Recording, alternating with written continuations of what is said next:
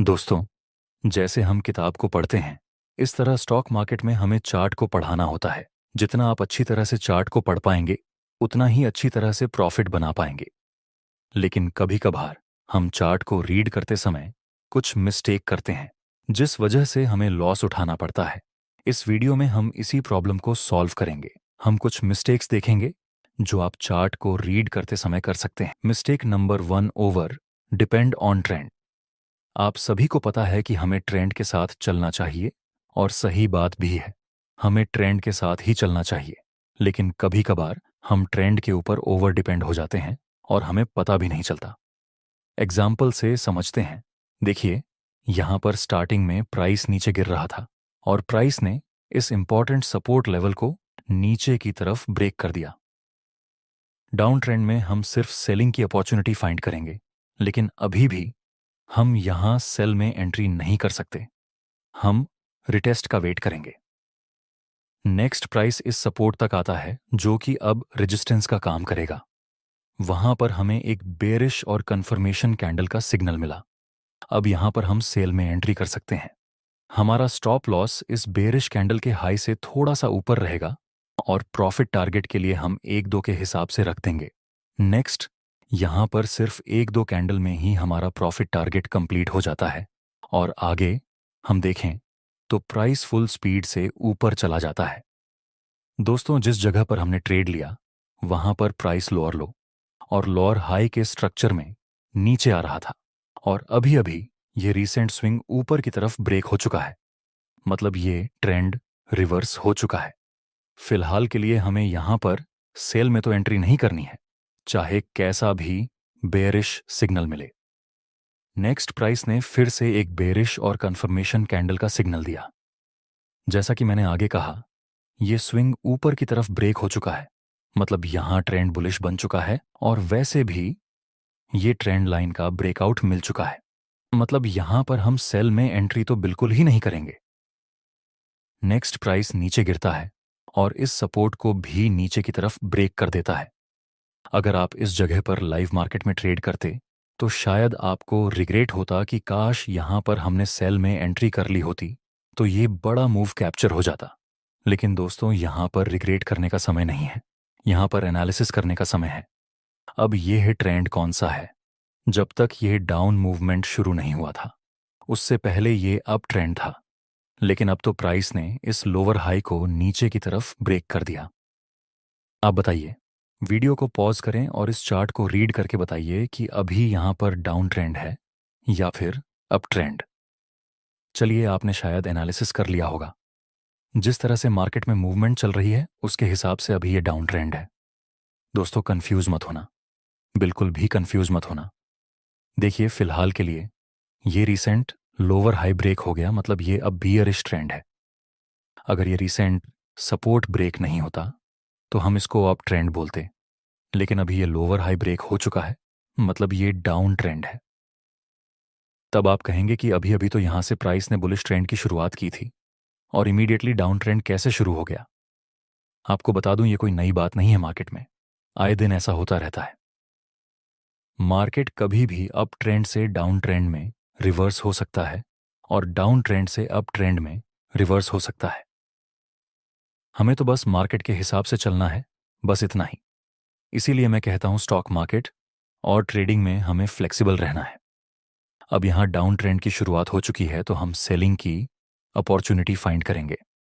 Next price ऊपर जाता है, लेकिन ये हाई अभी ब्रेक नहीं हुआ।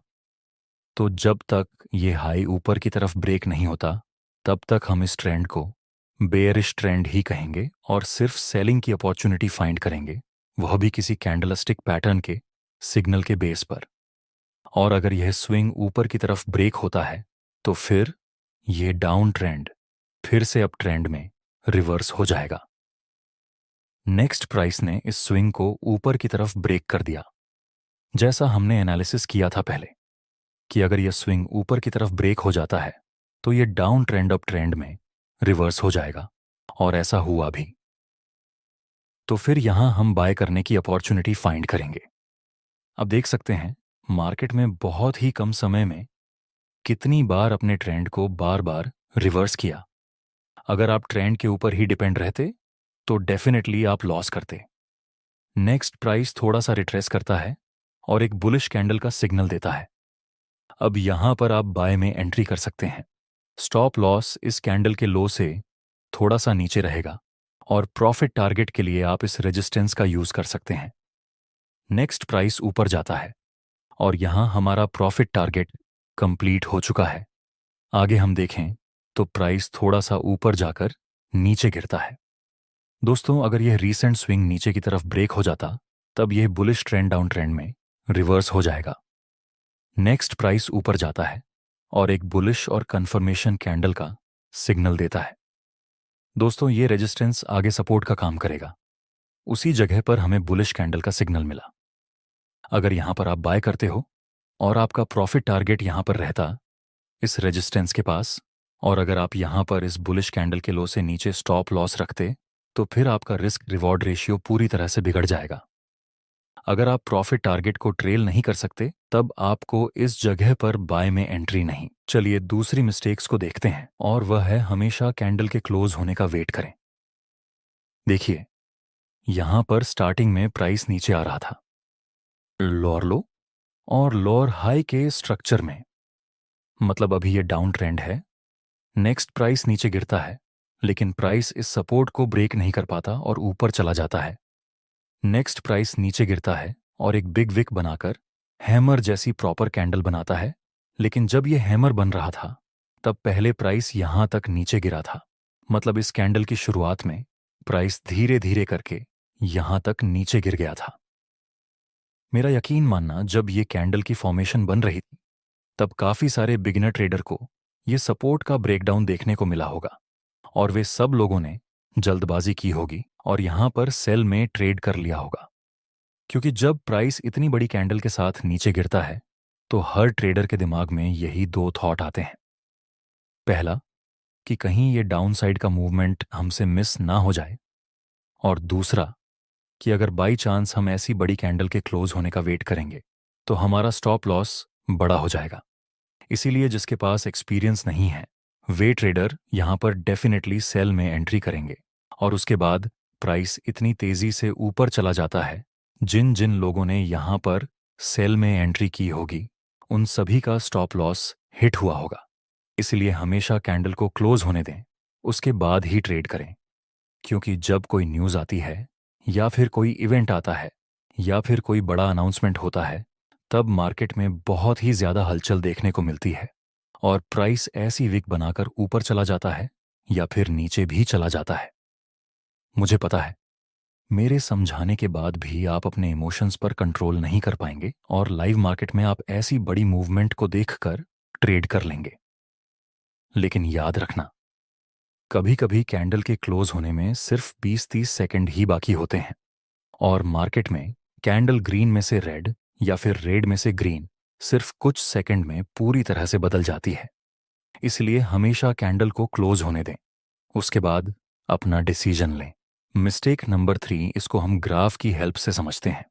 देखिए, यहां पर प्राइस बुलिश ट्रेंड में मूव कर रहा था। उसके बाद हमें एक शूटिंग स्टार और कंफर्मेशन कैंडल का सिग्नल मिला। नेक्स्ट प्राइस थोड़ा सा ऊपर जाता है और फिर से हमें एक बेरिश और कंफर्मेशन कैंडल का सिग्नल मिला। अब कुछ लोगों को लगेगा कि प्राइस यहां से ऊपर तो जा नहीं रहा है तो फिर आगे से प्राइस नीचे जा सकता है, और कुछ लोगों को यहां ये छोटा सा डबल टॉप दिखेगा तो फिर सिर्फ कैंडलस्टिक के बेस पर वे लोग सेल में एंट्री कर लेंगे। लेकिन आपको ऐसा नहीं करना है। सिर्फ कैंडलस्टिक के बेस पर आप रिवर्सल ट्रेड में एंट्री नहीं कर सकते। ये बात सही है कि यहां से प्राइस ऊपर नहीं पहुंच पा रहा, मतलब अभी बायर्स थोड़े कमजोर तो हुए हैं, डेफिनेटली कमजोर हुए हैं, लेकिन इसका मतलब ये बिल्कुल भी नहीं कि सेलर्स ने मार्केट का कंट्रोल ले लिया। अगर आपको सेल में एंट्री करनी ही है तो फिर प्रॉपर ट्रेंड को रिवर्स हो जाने दीजिए। और रही बात ये डबल टॉप की, तो ये डबल टॉप है ही नहीं, क्योंकि जब तक यह नेकलाइन ब्रेक नहीं होती नीचे की तरफ तब तक यह डबल टॉप पैटर्न नहीं कहलाता। नेक्स्ट प्राइस ऊपर चला जाता है दोस्तों। इस तरह से आप ऐसी मिस्टेक को अवॉइड करके अपने ट्रेड की एक्यूरेसी बढ़ा सकते हैं। अगर आपको ये वीडियो अच्छा लगा हो तो हमें एक लाइक जरूर कर देना।